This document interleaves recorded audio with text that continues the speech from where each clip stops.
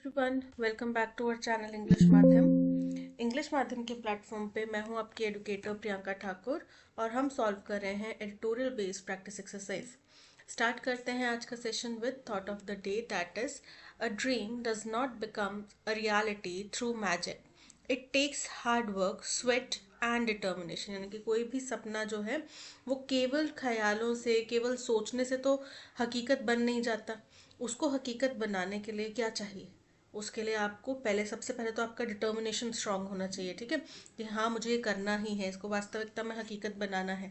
उसके बाद में आपको निरंतर मेहनत करनी पड़ेगी, खून पसीना एक करना पड़ेगा। जो बोलते हैं दिन रात एक कर दिया, खून पसीना बहाया है, तो वैसे आपको निरंतर मेहनत करनी पड़ेगी। और वो भी मेहनत ऐसी नहीं कि आज की कल नहीं, निरंतर कंटिन्यूस करनी पड़ेगी। उसके बाद में भी हर दिन उसी एंथुजियाज्म के साथ में, यानी कि यार कल किया तो था, हुआ तो कुछ नहीं, है ना, आज फिर क्या करके फायदा, ऐसे नहीं। हर दिन उसी एंथुजियाज्म के साथ में आपको मेहनत करनी पड़ेगी, तभी जाके आप सफल होंगे। ठीक है, और तभी आपके सपने जो है हकीकत बन पाएंगे। चलिए स्टार्ट करते हैं reading comprehension and practice exercise for SSC CGL 2025। Economic estimates, estimates क्या होता है? अनुमान। ठीक है, from United states president Donald Trump first term. तो जो यूएस प्रेसिडेंट डोनाल्ड ट्रम्प की पहले टर्म, पहली बार जब वो राष्ट्रपति बने थे, तब से जो इकोनॉमिक एस्टिमेट्स हैं, suggest that the sweeping tariffs his administration imposed on nearly $400 billion worth of goods, कि वो सुझाव देते हैं, सजेस्ट यानी कि दर्शाते हैं, सुझाव देते हैं कि स्वीपिंग, स्वीपिंग जो मतलब कि बहुत बड़े पैमाने पे जो टैरिफ्स उन्होंने लगाए थे, इनकी एडमिनिस्ट्रेशन, इनकी सरकार ने इसके ऊपर लगभग $400 बिलियन की कीमत के गुड्स के ऊपर, सामान के ऊपर हर्ट, नुकसान पहुंचाता है अमेरिकन इकोनॉमी को। They also resulted in a net loss in real inflation adjusted GDP, gross domestic product। बोल रहे हैं इन्होंने क्या किया है, रिजल्टेड इन मतलब इसका परिणाम ये भी हुआ है कि इनका जो वास्तविक जीडीपी है, इन्फ्लेशन के साथ में एडजस्ट करके अगर देखा जाए तो उसमें भी इनको नुकसान हुआ है। A decline in annual house hold income, और जिसकी वजह से एनुअल हाउस होल्ड इनकम यानी कि जो प्रति घर की आय है उसमें भी कमी आई थी। And job losses in the manufacturing sector, और मैन्युफैक्चरिंग सेक्टर में जॉब्स भी लॉस हुए थे, यानी कि जॉब्स की भी कमी हो गई थी। 2019 discussion paper by the federal reserve board, 2019 का एक डिस्कशन पेपर किसके द्वारा? फेडरल रिजर्व बोर्ड के द्वारा। Disentangling the effects of 2018-19 tariffs on a globally connected US manufacturing sector, जिसका टाइटल क्या है? डिसएंटैंगल। डिसएंटैंगल मतलब सुलझाना। इफेक्ट्स यानी कि प्रभाव किसके? 2018-19 में जो टैरिफ्स लगाए गए उस यूएस मैन्युफैक्चरिंग सेक्टर के ऊपर जो दुनिया भर से कनेक्टेड है, found that industries most exposed to tariff increases saw relative reductions in employment। इसमें पाया गया, फाउंड मतलब पाया गया, दैट वो इंडस्ट्रीज मोस्ट, सबसे ज़्यादा एक्सपोज्ड रही, जिन पे सबसे ज़्यादा टैरिफ इंक्रीज लगाए गए, सौ यहाँ पे देखा गया रिलेटिव रिडक्शंस इन एम्प्लॉयमेंट, यहाँ पे एम्प्लॉयमेंट में काफ़ी मात्रा में जो है कमी देखी गई। The negative effects of rising input costs and retaliatory tariffs outweighed the benefits of import protection। तो जो नेगेटिव इफेक्ट्स हुए, नेगेटिव प्रभाव हुए राइजिंग इनपुट कॉस्ट के, क्योंकि अब कोई आपने कनाडा के ऊपर लगा दिया कि हाँ भाई इसके यहाँ से जो भी सामान आएगा उस पर हमने 50% टैरिफ लगा दिया, तो अब उन्होंने, आपने 50% लगा दिया, मान लो 40 रुपए की कोई चीज़ बिक रही थी, पर 50% टैरिफ लगने के बाद में, या 50 रुपए का और टैरिफ लगने के बाद में अब वो 90 रुपए की बिक रही है। ठीक है, तो अमेरिका को मान लो कि उनकी मैन्युफैक्चरिंग इंडस्ट्री में जो भी एक चीज़ है वो यहाँ से 40 रुपए की रॉ मटेरियल के तौर पे चाहिए, तो वो तो उनको चाहिए ही चाहिए रॉ मटेरियल के तौर पे। एकदम से वो नए जो है संसाधन तो कैसे ढूंढ सकते हैं? ठीक है, तो अब ये 90 रुपए की चीज़ है, अब ये मैन्युफैक्चरिंग इंडस्ट्री भी अपना मैन्युफैक्चर कर करा के ये कस्टमर मतलब जो नॉर्मल व्यक्ति है उसको मिल रही थी 110 रुपए की, अब 90 रुपए का तो इनका वैसे ही कॉस्ट आ गया, मैन्युफैक्चरिंग करके अभी हो सकता है 200 रुपए की बिके, तो क्या हो गया? प्राइस तो बढ़ गया ना, तो इनपुट कॉस्ट बढ़ गई। रिटेलिएटरी टैरिफ्स जो है, रिटेलिएटरी मतलब प्रतिशोधात्मक, ठीक है, यानी कि आपने कनाडा के ऊपर लगाया तो कनाडा भी आपके ऊपर टैरिफ्स लगाएगा ना। आउटवेड द बेनिफिट्स, आउटवेड मतलब अधिक होना, किसके, बेनिफिट्स ऑफ इम्पोर्ट प्रोटेक्शन, जो इम्पोर्ट प्रोटेक्शन डोनाल्ड ट्रंप करना चाह रहे थे। बेसिकली टैरिफ्स क्यों लगाए जाते हैं ज़्यादा मात्रा में, ताकि बाहर से आयात करने की बजाय अपने ही देश में जो है इसका प्रोडक्शन हो सके। तो बोल रहे हैं कि इसके बजाय जो उन्होंने रिटेलिएटरी टैरिफ्स लगाया उसका भार जो था वो अधिक था जो इम्पोर्ट प्रोटेक्शन हम करना चाह रहे थे उससे, leading to a net decline in manufacturing jobs, जिसकी वजह से टोटल मैन्युफैक्चरिंग जॉब्स में जो टोटल एम्प्लॉयमेंट होता है उसमें कमी आ गई। एन एस्टिमेटेड 0.6% लॉस, जिसमें कि अनुमानतन 0.6% लॉस हुआ, और about 75,000 fewer jobs than would have existed without the tariffs.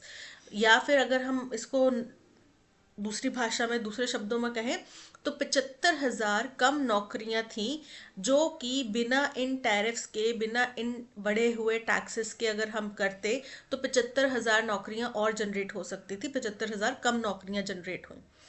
Similarly, इसी प्रकार से a 2019 report from congressional budget office CBO, 2019 में एक रिपोर्ट आई कांग्रेशनल बजट ऑफिस से, an update to the budget and economic outlook, जिसका टाइटल क्या था, अपडेट किसके बारे में, बजट और इकोनॉमिक आउटलुक के बारे में, कहाँ से लेके कहाँ तक, 2019 से 2029 तक। प्रोजेक्टेड दैट, इसमें बताया गया, अनुमान लगाया गया, प्रोजेक्ट करना मतलब अनुमान लगाना, दैट ट्रेड बैरियर्स क्या होते हैं, जो ट्रेड में रुकावटें आ रही हैं, would reduce US economic output, इसकी वजह से यूएस का इकोनॉमिक आउटपुट जो है वो कम हो जाएगा।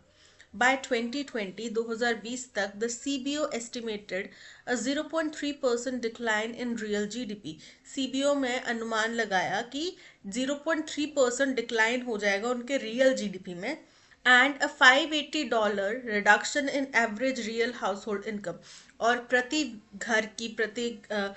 की जो आय है उसमें $580 की कमी आ जाएगी इन 2019 The 25% tariff on iron and steel imports by Mr. Trump, तो 25% जो टैरिफ लगाया गया आयरन और स्टील के इंपोर्ट पे डोनाल्ड ट्रंप के द्वारा इन हिज सेकेंड टर्म, उनके दूसरे कार्यकाल में, mirrors a similar policy from March 2018, ये जो मार्च 2018 में उनकी पॉलिसीज थी उसी को मिरर करती है। मिरर करना यानी कि उसी का प्रतिबिंब है, यानी कि उसी का रिफ्लेक्शन है, उसी तरीके की पॉलिसी है।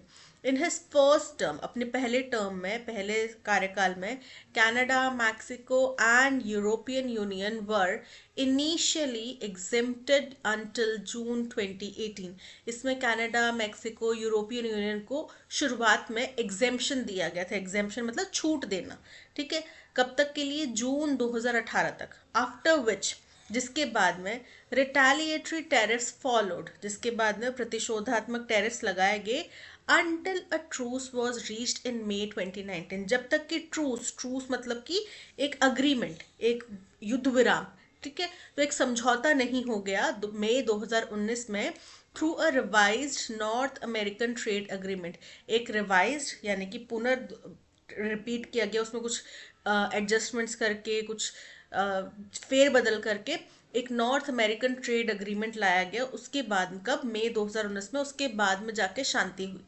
Economist have pointed to these tariff, economist ने इन टैरिफ्स की तरफ इशारा करते हुए कहा, which continued to a large extent under the Biden administration, जो बाइडन सरकार के दौर में भी बड़े पैमाने पे लागू रहे, being one of the factors that contributed to high inflation in recent year, कि ये एक बहुत बड़ा फैक्टर है। वैसे तो बहुत सारे पहलू हैं लेकिन ये भी एक बहुत बड़ा महत्वपूर्ण पहलू है जो कि पिछले कुछ सालों में इन्फ्लेशन को बढ़ा रहा है, जिसकी वजह से इन्फ्लेशन इतनी बढ़ गई है। इन 2023 में China dominated global steel production with 1019 million metric tons per annum, 2023 में चाइना ने डोमिनेट करा मतलब पूरी दुनिया में सबसे ज़्यादा उसने बेचा। ठीक है, स्टील प्रोडक्ट प्रोड्यूस करा, कितना था 1019 million metric ton per annum, साल का इतना मेट्रिक टन उनने स्टील प्रोड्यूस करा, accounting for 54% of global output, जो कि दुनिया भर में जितना स्टील जनरेट होता है उसका 54% था। फॉलोड बाय इंडिया, इसके बाद इंडिया आता है 140.8 million metric ton per annum, जो कि 7% है। उसके बाद में यूएस आता है 81.4 million metric ton per annum, जो कि 4% है। डिस्पाइट इट्स डोमेस्टिक प्रोडक्शन, बावजूद इसके कि उनके घरेलू उत्पादन होता है, the US relies heavily on imports from Canada, Mexico and Brazil. US फिर भी भारी मात्रा, क्योंकि 4% ही वो प्रोड्यूस कर रहे हैं, 4% से क्या बनाएंगे, उनको ज़्यादा चाहिए तो बोल रहे हैं। तो इसके बावजूद भी वो भारी मात्रा में कनाडा और मैक्सिको और ब्राज़ील से इंपोर्ट करते हैं स्टील्स, उसके ऊपर रिलाई करते हैं, यानी कि निर्भर होते हैं। Steel is a critical material across industries, अब ये एक बहुत ही महत्वपूर्ण मटेरियल है कई सारी इंडस्ट्रीज में, including automotive, construction, appliances and oil and gas, इन सभी इंडस्ट्रीज में जो है स्टील चाहिए। While the American steel industry has welcomed the new tariffs, हालांकि अमेरिका की स्टील इंडस्ट्री ने नए टैरिफ्स का स्वागत किया है, imports are unlikely to decrease immediately, फिर भी imports तो कम नहीं होंगे एकदम से, तो immediately तो कम नहीं होने वाले import, as a global surplus driven by China keeps prices competitive, क्योंकि दुनिया भर में जो सरप्लस है, सरप्लस मतलब ज़्यादा, ज़रूरत से ज़्यादा, ज़रूरत रिक्वायरमेंट से ज़्यादा जो है स्टील मौजूद है, जो कि चाइना की वजह से है, कीप्स ये प्राइजेस को बहुत ही कॉम्पिटिटिव रखता है, यानी कि प्राइजेस में बहुत फेरबदल हो सकता है कि भाई तुम लोग इतने में दे रहे हो, हम इतने में दे देते हैं, इस तरीके से कॉम्पिटिटिव रखता है। Even a slight increase in steel prices could ripple across the economy. अगर थोड़ा सा भी बढ़ोतरी आती है स्टील के प्राइसेस में, तो इसका रिपल मतलब कि प्रभाव जो है पूरी इकोनॉमी पे पड़ेगा। Raising cost of consumers struggling with affordability, जो कि कॉस्ट बढ़ा देगा उन कंज्यूमर्स के लिए जो अभी भी अफोर्डेबिलिटी से स्ट्रगल कर रहे हैं। अफोर्डेबिलिटी मतलब कि हम ये चीज़ खरीद सकते हैं, क्या ये हमारे बजट में है, और यार ये इतने के बजाय इतने में मिल जाती तो अच्छा रहता है ना, तो वो अफोर्डेबिलिटी से पहले ही जूझ रहे हैं और फिर उसकी कीमत और बढ़ जाएगी। If history is any indication, अगर इतिहास किसी भी तरीके का संकेत देता है, तो mister Trump's tariffs may be the start of another round of self inflicted economic damage already strained US economy. तो मिस्टर ट्रम्प ने जो टैरिफ्स लगाए हैं वो एक और दौर शुरुआत कर सकता है, एक और दौर की शुरुआत कर सकता है, सेल्फ इन्फ्लिक्टेड, खुद से लागू किए गया, खुद से प्रभावित किया गया इकोनॉमिक डैमेज, जो कि फॉर एन ऑलरेडी स्ट्रेन्ड, जो यूएस ऑलरेडी इकोनॉमी से जूझ रहा है, तनाव में है, अल्बेट स्टिल द वर्ल्ड्स लार्जेस्ट, और फिर भी हालांकि ये दुनिया का सबसे बड़ा इकोनॉमिक डैमेज हो सकता है। ठीक है, तो यानी कि अगर हम इतिहास में इस तरीके के कदमों को देखें तो ये कदम बहुत घातक साबित हो सकता है, खतरनाक साबित हो सकता है। ठीक है, तो राइटर इस चीज़ को बिल्कुल भी एक्सेप्ट नहीं कर रहे हैं, उसको क्रिटिसाइज कर रहे हैं इस पॉलिसी को, टैरिफ लगाने की। वैसे इस पॉलिसी का खंडन जो है पूरी दुनिया भर में हो रहा है, क्योंकि फिर वही चीज़ है, ट्रेड वॉर सा एक शुरू हो जाएगा कि तुमने टैरिफ लगाया और ग्लोबल इकोनॉमी आप क्लोज नहीं कर सकते, ये क्लोज करने की एक कोशिश की जा रही है अपनी इकोनॉमी को। ठीक है, जो नहीं कर सकते और जो हो भी नहीं हो, मतलब फीजिबल भी नहीं है, वैलिड भी नहीं है, तो इसको क्रिटिसाइज दुनिया भर में किया जा रहा है। चलिए देखते हैं, what is the tone of the passage, passage की टोन कैसी है, न्यूट्रल एंड प्योरली डिस्क्रिप्टिव। तो राइटर न्यूट्रल तो है नहीं कहीं भी, वो तो क्रिटिसाइज कर रहे हैं ना, उनने काफ़ी सारी चीज़ों को, इस टैरिफ वाले जो पॉलिसी है ट्रम्प की, उसको क्रिटिसाइज किया है, तो इनकरेक्ट है। ऑप्टिमिस्टिक एंड होपफुल, देखो जब चिंता जाहिर कर रहे हैं कि ये सेल्फ इन्फ्लिक्टेड एक इकोनॉमिक डैमेज कर देगा, तो ये ऑप्टिमिज्म की तो निशानी है नहीं, ये तो नेगेटिव बात है ना। सेलिब्रेटरी एंड अपबीट, किस चीज़ का जश्न मना रहे हैं, ट्रम्प ने टैरिफ लगा दिया इस चीज़ का, ये तो नुकसान की बात है, कंपटीशन भी बढ़ेगा, मार्केट्स भी बंद हो जाएंगी। ठीक है, तो इनकरेक्ट है। क्रिटिकल एंड कॉशनरी बिल्कुल करेक्ट है, सावधान रहने के लिए कह रहा है, चिंता जाहिर कर रहा है, क्रिटिकल है, क्रिटिसाइज कर रहा है पॉलिसीज को, ऑप्शन डी इज करेक्ट। और केवल एक ये टैरिफ वाली पॉलिसी नहीं है, डोनाल्ड ट्रंप की और भी कई सारी पॉलिसीज है जिनको ग्लोबल लेवल पे क्रिटिसाइज किया जा रहा है। What is the main theme of the passage? Passage की main theme क्या है? The positive effect of tariffs on US manufacturing sector. कि US के manufacturing sector पे क्या positive effect रहेगा tariffs का? तो positive effect तो हमने कहीं discuss किया ही नहीं, हमने तो उसके दुष्परिणाम देखे, ठीक है?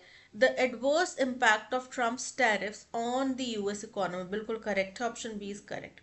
A broad overview of global steel market without reference to US policy. Incorrect है, यूएस की जो पॉलिसी है वही इसका मुख्य पहलू है, मुख्य जो बिंदु है जिसके ऊपर पूरी डिस्कशन बेस्ड है वो है। How steel prices remain unaffected by global surplus. Incorrect है, स्टील प्राइसेस जो है वो ग्लोबल सरप्लस से निर्धारित होते हैं, सो ऑप्शन डी भी इनकरेक्ट है, यानी कि option B is correct. According to the Federal Reserve Board's 2019 discussion paper, which sector in the US experienced a net decline in employment due to tariffs? Tariffs की वजह से कौन से sector में एम्प्लॉयमेंट में कमी आई? मैन्युफैक्चरिंग सेक्टर में 75,000 नौकरियां कम जनरेट हुई, option B manufacturing sector is correct. Which of the following statements is true according to the passage? कौन सी स्टेटमेंट जो है करेक्ट है? The 25% steel tariff under Trump was introduced for the first time in 2023. Incorrect है, जो 25% steel tariff है वो पहली दफा 2018 में लगाया गया था, ठीक है, तो इनकरेक्ट हो जाता है। Tariffs led to an increase in annual household income in the US. Tariffs की वजह से उसमें गिरावट आई है, एनुअल हाउस होल्ड इनकम में गिरावट आई है, सो ये इनकरेक्ट है। The US relies heavily on steel imports from Canada, Mexico and Brazil. Correct है। चाइना अकाउंट्स फॉर 7%, 7% हिंदुस्तान का है, चाइना का 50 कुछ परसेंट है, सो ये इनकरेक्ट हो जाता है, option C is correct, 54%. Based on the passage, which of the following can be inferred about the future impact of steel tariffs on the US economy? तो पैसेज के अनुसार कौन सी बात जो है फ्यूचर इम्पैक्ट डालती है स्टील टैरिफ्स के बारे में, स्टील के ऊपर जो टैरिफ्स लगाए उनका फ्यूचर इम्पैक्ट क्या होगा यूएस की इकोनॉमी के ऊपर? तो सेल्फ इन्फ्लिक्टिंग डैमेज बताया राइटर ने, है ना। They are likely to cause additional economic strain, echoing previous self-inflicting damage. बिल्कुल करेक्ट है, option A is correct. They will significantly reduce global steel production, especially in China. तो US ने अपनी policy बदली है, चाइना ने अपनी पॉलिसी नहीं बदली है, और चाइना वैसे भी जो है इस पे अबव हैंड रखता है, एक अपर एज रखता है, वो ज़्यादा प्रोड्यूस करता है, तो वो उसकी मोनोपोली चलेगी। फिर यूएस अगर इस तरीके से बंद कर देगा अपनी मार्केट को तो उसकी मोनोपोली चलेगी, इनकरेक्ट है। They will permanently lower US steel imports to zero, incorrect है, ऐसा नहीं है, इमीडिएटली और परमानेंटली जीरो नहीं हो सकते, ठीक है। हाँ, इम्पोर्ट उनको करना पड़ सकता है क्योंकि वो खुद से प्रोड्यूस करके जो है अपना स्टील का जो कोटा रिक्वायरमेंट है उसको फुलफिल नहीं कर पाएंगे, तो ग्लोबल उनको जाना ही पड़ेगा, तो ये इनकरेक्ट है। They will have no effect on consumer prices and inflation. Incorrect है, कंज्यूमर प्राइसेस ऑब्वियसली बढ़ेंगे जब आप टैरिफ्स लगा रहे हैं और आपको इम्पोर्ट भी करना पड़ेगा, तो 110 रुपए की चीज़ जो कंपनी को ही 200 रुपए में मिल रही है तो वो आपको 500 में ज़रूर बेचेंगे, सो यहाँ पे ऑप्शन ए इज करेक्ट। फ्यूचल का सिनोनिम बताना है, तो पहले आपको फ्यूचल का मतलब पता होना चाहिए, और मतलब वर्ड्स के मीनिंग के लिए आपको क्या करना पड़ेगा, वोकैबुलरी पढ़नी पड़ेगी, जो कि आपको कैसे मिलेगी, पीडीएफ डाउनलोड करके। फ्यूटल, फर्स्ट है फ्यूटल, फ्यूटल का मतलब होता है यूजलेस या फिर वर्थलेस या फिर बेकार चला जाना, ठीक है, निरर्थक, तो फर्स्ट है useless, option A is correct. Vicious, vicious मतलब दुष्ट, चालाक, ठीक है। थॉटफुल यानी कि विचारशील। एडिक्वेट, पर्याप्त, option A is correct. I have lived with my parents, मैं अपने माता पिता के साथ रहा हूँ in Mumbai in a residential flat yet 2 years। Negative aspect में कि यार तुमने इतना पढ़ा फिर भी तुम फेल हो गए, you studied so hard yet you failed, तो मतलब कि वो नेगेटिव एस्पेक्ट बता रहा है। लेकिन यहाँ पे आप फिर भी 2 साल के लिए रहे थे अपने माता पिता के साथ, नहीं, आप 2 साल के समय के लिए अपने माता पिता के साथ एक रेजिडेंशियल फ्लैट में मुंबई में रहे थे, ये बताना चाह रहे हो, तो फॉर 2 years। अब सिंस क्यों नहीं आएगा, क्योंकि सिंस जो है वो टाइम पीरियड की बिगनिंग की अगर बात करें तो अगर वो डिफाइंड हो, वो गिवन हो तो सिंस आता है। तो यहाँ पे क्या आएगा, फॉर 2 years। ठीक है, येट की बजाय फॉर, ऑप्शन ए में एरर है। A fox and an hyena were spotted in the animal reserve। देखो hyena में ह की साउंड आ रही है, वॉवल साउंड नहीं आ रही है, कॉन्सोनेंट साउंड ह आ रहा है, तो कॉन्सोनेंट साउंड के साथ में एन नहीं आता, क्या आएगा अ फॉक्स एंड अ हाइना। ठीक है, तो एरर पता चल गया कहाँ है, ऑप्शन सी में एरर है। बेसिक सी चीज़ें हैं, आपको प्रैक्टिस करने का फ़ायदा तभी है जब आपके ग्रामर के कंसेप्ट्स क्लियर होंगे। कंसेप्ट्स जो है बहुत छोटे छोटे से लॉजिक्स लगते हैं, ए एंड द, ये तो सबको पता ही है। अगर ये चीज़ें अगर आपने नहीं पढ़ी हुई तो आपको पहले पढ़ना पड़ेगा इन चीज़ों को, उसके बाद ही आपको प्रैक्टिस करके फ़ायदा है। Mosquito means fly, means small fly. Mosquito का मतलब है छोटी सी मक्खी। It has a transmitter segmented body, इसमें ट्रांसमिटर वाली सेगमेंटेड बॉडी होती है, हिस्सा होता है बॉडी का। And a dash of wings, और dash of wings. Set, set मतलब जोड़ा। ठीक है, तो यहाँ पे सेट ग्रुप भी हो सकता है। कपल, कपल मतलब कुछ। ठीक है, 2-3 के जोड़े में कपल ऑफ थिंग्स, यानी कि कुछ चीजें। पेयर, पेयर मतलब जोड़ा। काइंड मतलब एक प्रकार का, तो एक प्रकार के विंग्स नहीं होते। सेट और पेयर हो सकता है, कपल भी नहीं होएगा। Male mosquitoes mainly feed on plant dash, plant beverage, beverage मतलब किसी भी तरीके का ड्रिंक। लिकर शराब। नेक्टर, नेक्टर होता है फूलों से निकलने वाला जो रस, मीठा रस होता है, उसको बोलते हैं। ड्रिंक मतलब कोई भी ड्रिंक। तो अब क्या मेल मस्किटो शराब पी के जीते हैं, बेवरेज पीते हैं, ड्रिंक पीते हैं? नहीं, वो फूलों का क्या करते हैं, प्लांट्स का नेक्टर पीते हैं। तो option C is correct. Screw के लिए हमें करेक्ट सब्स्टिट्यूट देखना है इस इडियम में। Hit the screw on the head, तो hit the nail on the head होता है, ना कि hit the screw on the head, जिसका मतलब होता है तीर एकदम सही निशाने पे लगाना। ठीक है, करेक्टली एक सही समय पर सही जगह पे सही बात कहना या सही चीज करना। तो बोल्ट नहीं होगा, क्रू नहीं होगा, टैक नहीं होगा, क्या होगा, nail. Option B is correct. To his surprise, उसके लिए आश्चर्य की बात थी। It swung back at his touch, कि जैसे ही उसने उस किसी चीज को छुआ, वो वापस स्वंग करी, झूल के वापस आ गई। ठीक है, तो टू हिज सरप्राइज उसके लिए आश्चर्य की बात थी। ठीक है, सरप्राइज का हमें सिनोनिम बताना है। रिग्रेट, रिग्रेट मतलब अफसोस, खेद। शॉक मतलब आश्चर्य। बोर्डम मतलब बोरियत, उबाऊपन। एंगर मतलब गुस्सा। तो यहाँ पे क्या होगा, शॉक की बात थी ना, आश्चर्य की बात थी, option B is correct. Grammatical error बताना है। The manager cuts the discussion to address an urgent matter. आप कोई डिस्कशन कर रहे हो, ठीक है, उतने में ही आपके पास में कोई आता है, वो आपसे कुछ कहना चाह रहा है। आप जो भी डिस्कशन कर रहे हैं आप उसको शॉर्ट में करते हो, तो आप बोलते हो इन शॉर्ट मैं ये चाहता हूँ कि आप लोग इस तरीके से काम करें। आपने बात खत्म करी, आप उस बंदे की बात सुनने लग गए, तो आपने क्या किया, कट शॉर्ट। ठीक है, जब भी आप किसी लंबी ऑनगोइंग डिस्कशन को बीच में कट करते हैं और संक्षिप्त में उसको समझा देते हैं, एंड कर देते हैं, क्लोजर दे देते हैं, वो क्या हो गया, कट शॉर्ट। ठीक है, तो कट नहीं किया, कट शॉर्ट किया, cut short. Okay. She always cuts out unhealthy snacks, वो अनहेल्दी स्नैक्स को बाहर कर देती है। ठीक है, can you cut through the traffic to get here on time, क्या तुम ट्रैफिक पार करके उसमें से निकल के कैसे भी यहाँ पे समय पे पहुंच सकते हो। They need to cut down the old tree in garden, तो जो गार्डन में पुराना पेड़ है उसको उनको काटना पड़ेगा। ठीक है, तो सबके साथ में जो उनका सब्स्टिट्यूट है वो सही है, केवल ऑप्शन ए में एरर था, option A is correct. Work in this office is done in the dash way, comparison करना है, appropriate degree of comparison to fill in the blank. ठीक है, लेस एफिशिएंट, लेस एफिशिएंट मतलब कम efficient, किससे compare कर रहे हैं, कंपैरिजन हो रहा है ना, लेस एफिशिएंट बता रहा है कंपैरेटिव डिग्री। ठीक है, लेकिन यहाँ पे कंपैरिजन किससे हो रहा है, दैन, कहाँ है दैन, नहीं आया। लिटिल एफिशिएंट, अब एफिशिएंट जो है वो एडजेक्टिव है, और एडजेक्टिव के साथ में लिटिल का इस्तेमाल नहीं किया जाता।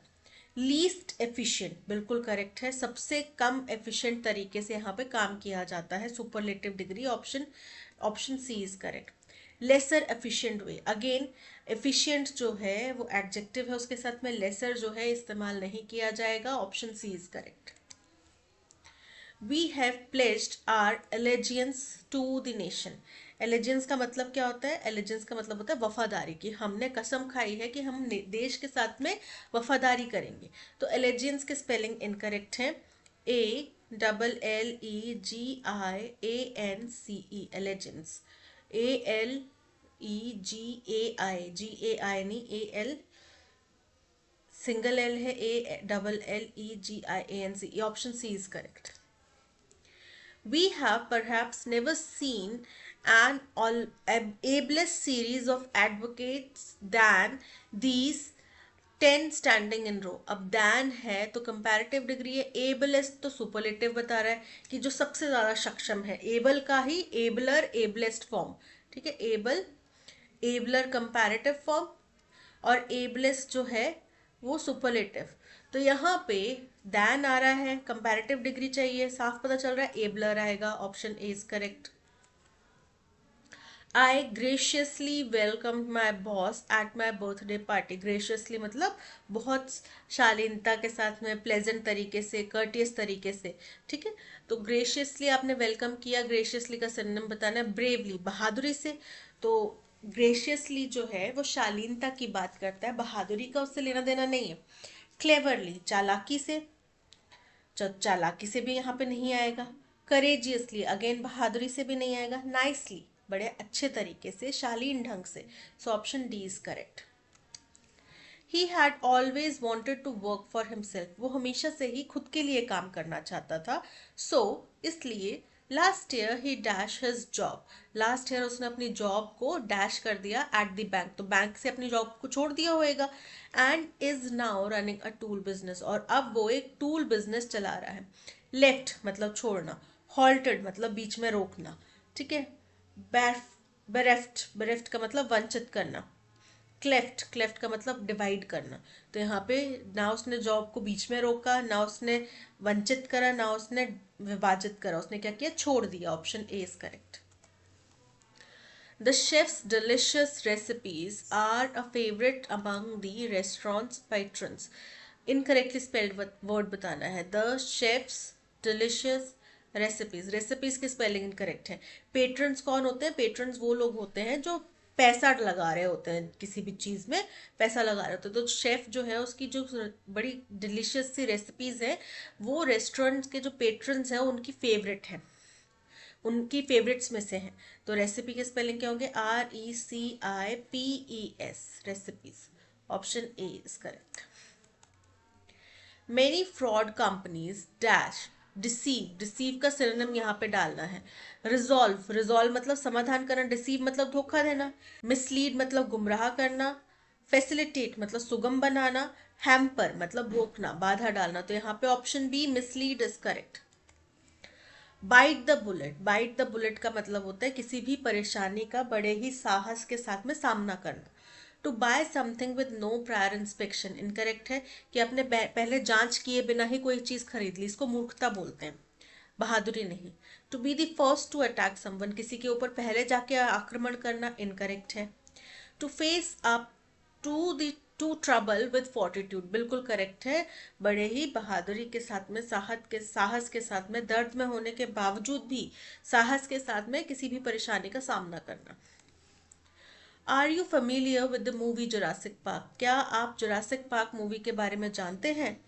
Do you recall the enormous dinosaurs? क्या आपको याद है उसमें जो इतने बड़े बड़े डायनासोर्स थे? Do you know that there is still a mammal that is as big and amazing as them? क्या आपको पता है कि आज भी इस धरती पे एक ऐसा ही मैमल, मैमल होता है स्तनपायी जानवर, ऐसा ही एक जानवर मौजूद है जो उतना ही बड़ा है और उतना ही अमेजिंग है। Blue whales are the world's largest living things. Blue whales जो हैं इस धरती पे रहने वाली सबसे बड़ी जीवित चीजें, यानी कि लिविंग थिंग्स है, यानी कि वो चीजें जो जीवित हैं। And dash vast oceanic expenses, and dash, अब वो उनके रहने की बात है कि वो कहाँ रहती हैं। The adult is more than 100 feet long, जो इसमें एक वयस्क मछली होती है, ब्लू व्हेल होती है, वो 100 फीट से भी ज्यादा लंबी होती है, and dash more than 190 metric ton, और उसका वेट होगा and weighs more than 190 metric ton.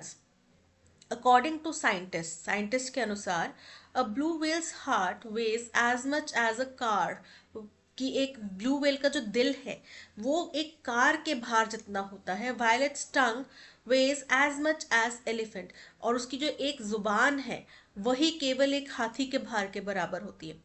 They eat meat, वो मीट खाते हैं, but they do not have teeth, लेकिन उनके कोई दांत नहीं होते। They gulp and swallow huge quantities of krill and shrimp for their diet. तो वो क्या करते हैं, वो गल्प करते हैं, यानी कि पानी में जैसे श्रिम्प वगैरह तैर रहे होंगे तो उनके ऊपर जाके मुंह खोल के उनको मुंह के अंदर निगल लेंगे, स्वॉलो कर लेंगे, ठीक है। और क्या किसको करते हैं, क्रिल और श्रिम्प टाइप ऑफ मछलियां होंगी पानी की, उनके डाइट के लिए। Their mouths have bristles that look like combs, उनके माउथ में ब्रिसल्स होते हैं, जैसे हमारे ब्रश के ब्रिसल्स होते हैं वैसे ब्रिसल्स होते हैं, जो कि कोम्स की तरह, बालों की कंघी होती है उसकी तरह लगते हैं। And remove water while keeping their food dash, जो कि उनके खाने को डैश रखते हुए उनके उसमें जो भी पानी होता है उसको रिमूव कर देते हैं। व्हेल्स आर सोशल एनिमल्स, वो ग्रुप्स में रहने वाले एनिमल्स हैं। दैट लिव इन पॉड्स, जो उनके ग्रुप्स होते हैं उनको पॉड्स कहा जाता है। Which are made up of more females than males, जिसमें कि महिलाएं ज्यादा होती हैं पुरुषों के, यानी कि जो फीमेल भेल्स होती हैं वो ज्यादा होती हैं as compare to male whales. They take care of the children, वो अपने बच्चों का ध्यान रखते हैं। Another female takes over and cares for the calves if one mother is unable to provide it with milk. अगर कोई भी भेल मछली अपने बच्चे को दूध नहीं पिला पा रही है, बीमार है या फिर उसकी मृत्यु हो गई है, तो दूसरी फीमेल मछली जो है भेल मछली वो उस बच्चे की देखभाल करेगी और उसको खाना पीना यानी कि दूध पिलाएगी। Their bond is very strong, उनका जो रिश्ता है वो बहुत स्ट्रांग होता है। And they cry when another whale dies, और वो रोते हैं जब दूसरी वेल मछली मर जाती है। The male make sure that everyone in the pod gets their fair share of food, जो मेल है वो ये सुनिश्चित करता है कि हर एक को अपने हिस्से का बराबरी का खाना मिले। whistles, clock like sounds, and songs frequent high pitched sounds are means by which the whales dash with one another.